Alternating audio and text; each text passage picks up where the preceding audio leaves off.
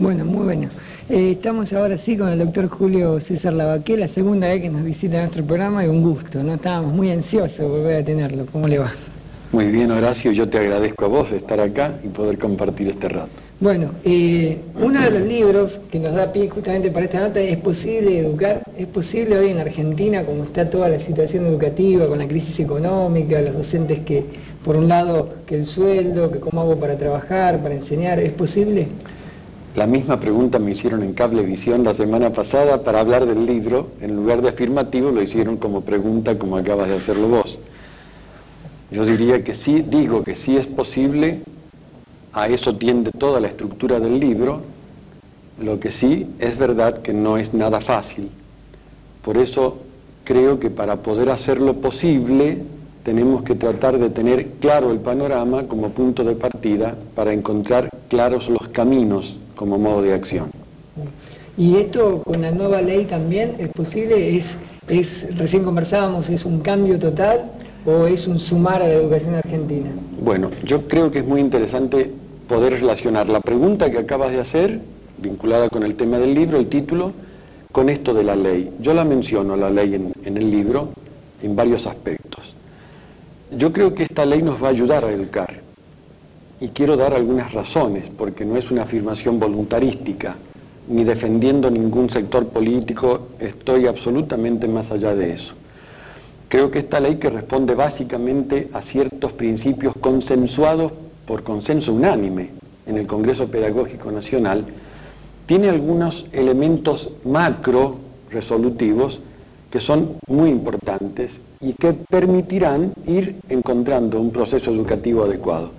Uno es la federalización, dejar aquello de que desde un ministerio en Buenos Aires, en una oficina en Buenos Aires, se resolvía para todo el país casi indiscriminadamente. Primer aspecto positivo de la ley, haber federalizado el sistema.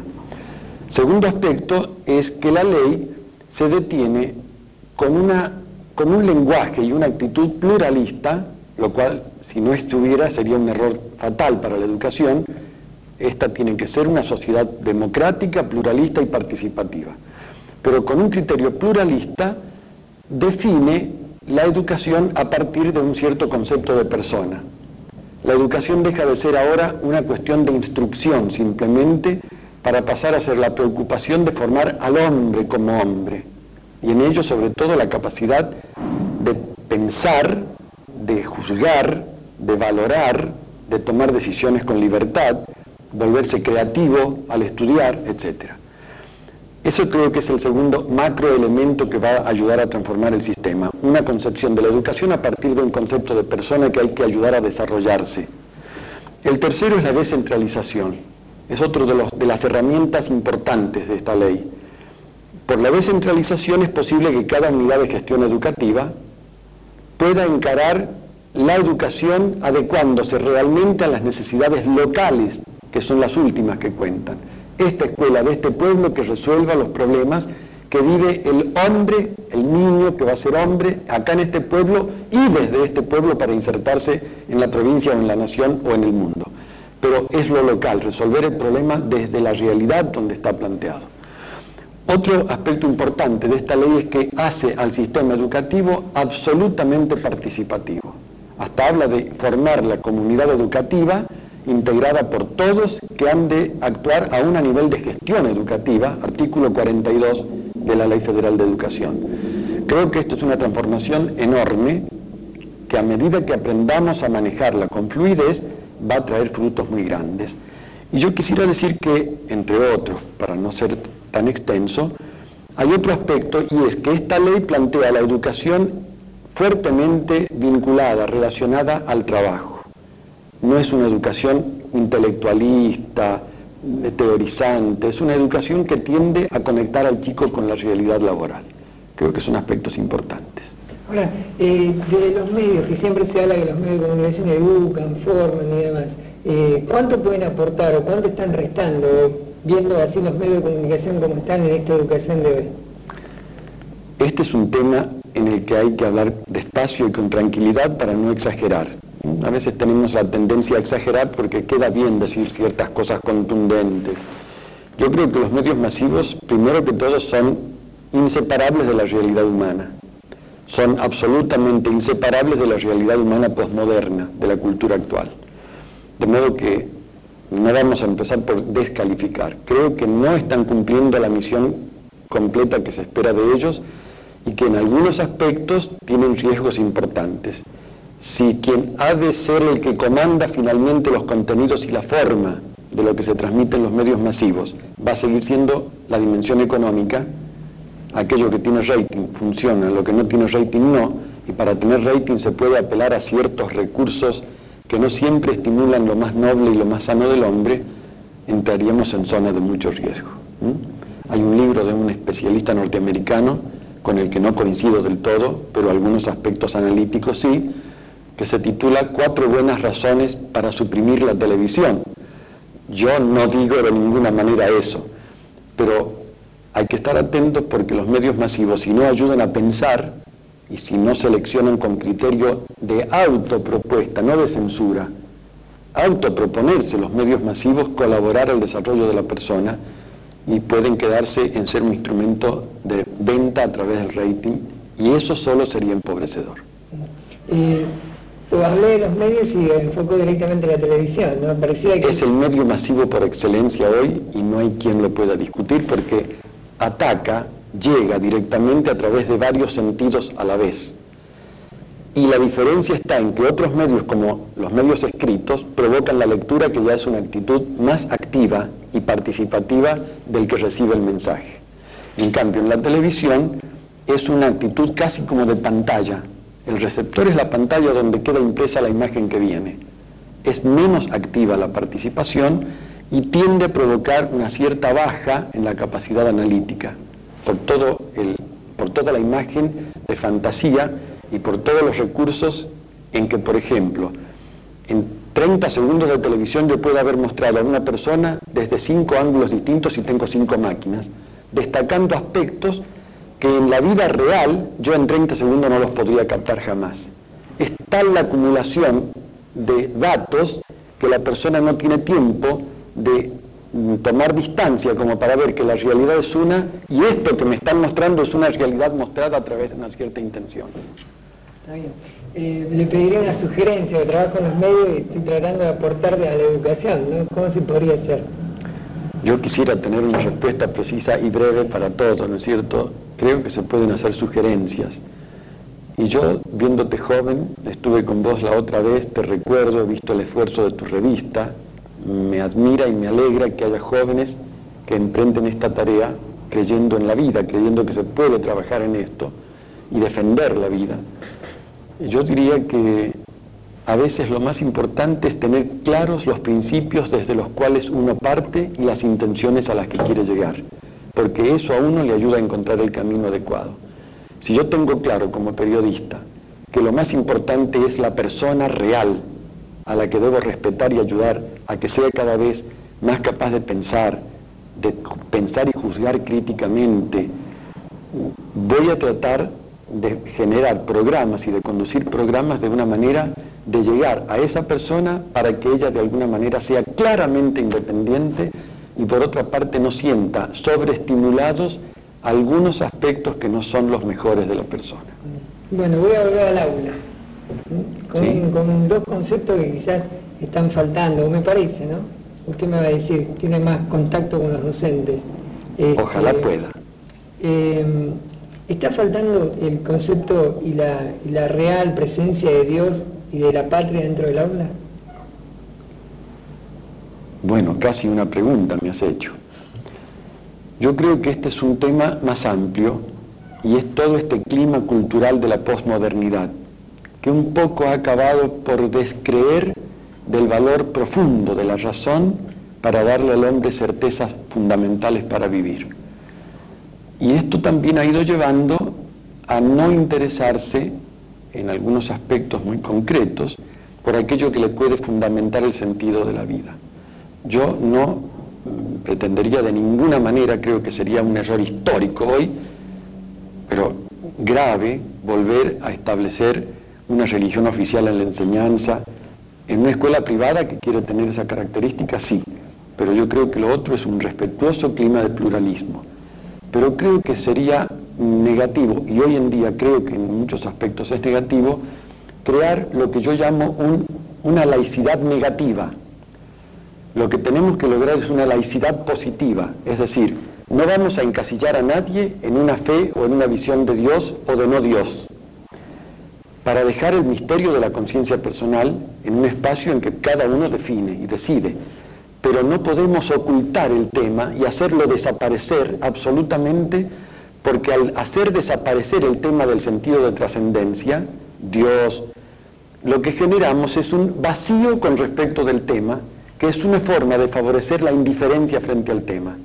Hay un axioma, la lingüística nos ayudaría también en esto: aquello que yo omito en el discurso pierde importancia en la conciencia. Aquello que yo hago presente en el discurso significa que tiene importancia en la conciencia. Si yo en el planteo educativo hago ignorancia total del planteo de la trascendencia, de la posibilidad de la apertura a Dios, lo que estoy haciendo es una forma de laicidad radicalizada y negativa que favorece una actitud de indiferencia o de posible prescindencia. ¿Con la patria lo mismo? Y con la patria lo que pasa es que hay un movimiento en la cultura actual que tiende a darle al hombre una dimensión planetaria. Hoy se habla de la conciencia planetaria, pero sin volver a las dimensiones fanáticas que en algunos casos estamos viendo en Europa o en Asia o en África. Tenemos que tomar en cuenta que el hombre, así como no puede ser un ser humano sin tener identidad, y uno no puede ser un ser humano con identidad sino desde la pertenencia a una familia donde se ha mamado lo básico de su personalidad, tampoco los seres humanos podemos ser nosotros mismos sin una referencia concreta a esa patria que es el ambiente que nos ha dado los elementos culturales básicos para lograr nuestra identidad. De modo que pienso que hay una especie de radicalización en el anular, como si fuera un peligro para la solidaridad universal, anular el concepto de pertenencia a una nación o a una patria. Lo que creo que no tenemos que volver a hacer es una cierta absolutización de ese concepto de patria que generaba muchos antagonismos inútiles con el hermano que vivía en el país del lado. Bueno, la última, y es para los docentes, ¿no? En un país con crisis económica, en una provincia con más crisis económica y mucho más profunda, ¿cuál es la motivación, no? Que por allí algunos están en la lucha del sueldo, mientras tanto la educación está como esperando, no ser atendida. ¿Cuál sería esa sugerencia, esa motivación al docente que de pronto se encuentra enseñando y tratando de buscar recursos para seguir enseñando? Primero voy a hacer una afirmación que parece contradecir lo que dije a favor de la ley de educación. El último y verdadero instrumento de la educación es el docente.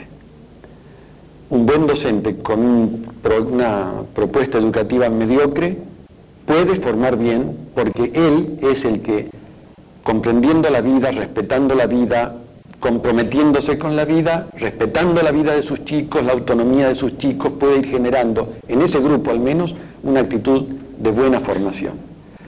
No son las leyes las que cambian el mundo, son los hombres que asumen las leyes y les dan sentido y asumen la tarea de que se encarne eso en la vida. Pero para ser más concreto, primero defiendo que el rol del docente es fundamental. El último instrumento, gran instrumento vital de la educación es el educador que acompaña al chico a educarse. Porque la educación es básicamente un proceso de identificación con modelos, no solamente de transmisión de teorías. Y lo otro que quisiera decir es esto: así como yo persona, que veo el mundo en el que vivo y me desespero y sufro porque veo tantas cosas que son absurdas, tantas injusticias, tanto caos en muchos aspectos, si yo quedara atrapado diciendo no es el mundo en el que quiero vivir, déjenme que me baje del mundo, lo único que agravaría es agravar la situación. Yo creo que todos, no solamente los docentes, ante un país y un mundo en crisis, porque es la cultura la que está en crisis, no es la Argentina es parte de un mundo y está quizás padeciendo más que otros países porque hemos cometido errores graves durante muchos años. Quizás hemos aprendido a tirar manteca al techo más de lo conveniente y ahora estamos descubriendo que no se regala nada y que hay que aprender a ganarse todo con un esfuerzo real propio.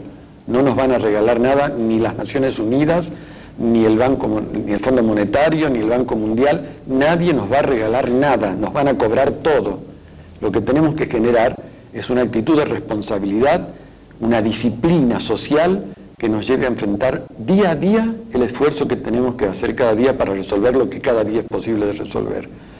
Creo que si empezamos así, va a ser más fácil ir generando soluciones macro. Pero si esperamos las soluciones macro para poder hacer lo que nos corresponde como personas concretas, creo que estaríamos agravando el problema. Yo a los docentes como amigo, como colega, como hermano, como a los padres en general, como a los dirigentes políticos que también son educadores, como a ustedes los periodistas y los comunicadores sociales que son educadores, porque generan modelos a través de la comunicación, yo nos diría que lo importante es que cada uno desde su lugar no renuncie a hacer lo que es posible. Y juntos, a partir de este esfuerzo, vamos a ir logrando paulatinamente las soluciones macro.